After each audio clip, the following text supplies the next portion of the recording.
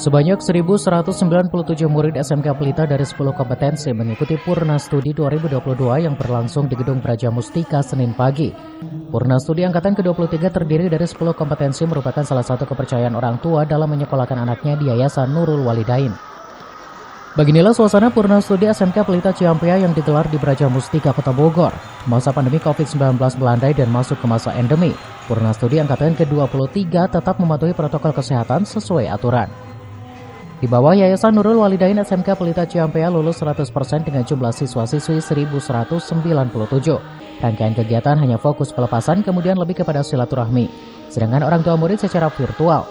Setiap tahunnya sekolah ini masih konsisten dengan jumlah siswa-siswi kelulusannya.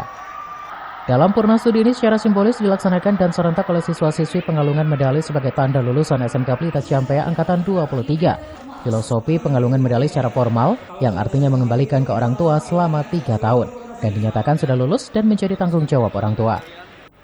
Selanjutnya dengan 10 kompetensi jurusan di SMK Pelita Ciampea, lulusan tahun ini sudah siap kerja sesuai keahlian.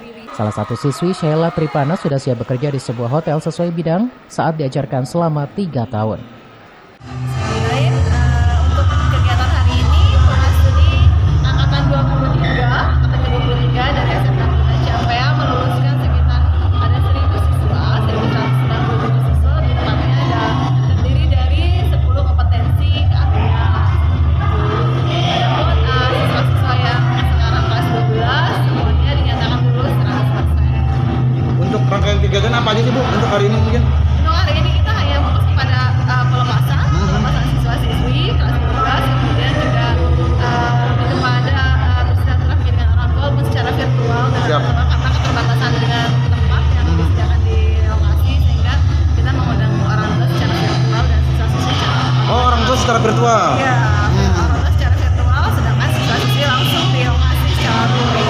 Untuk jumlah sendiri tiap tahun bertambah atau mungkin sama gitu Bu mungkin Bu? Alhamdulillah kita masih konsisten Pak, setiap tahunnya konsisten dengan jumlah. Siap.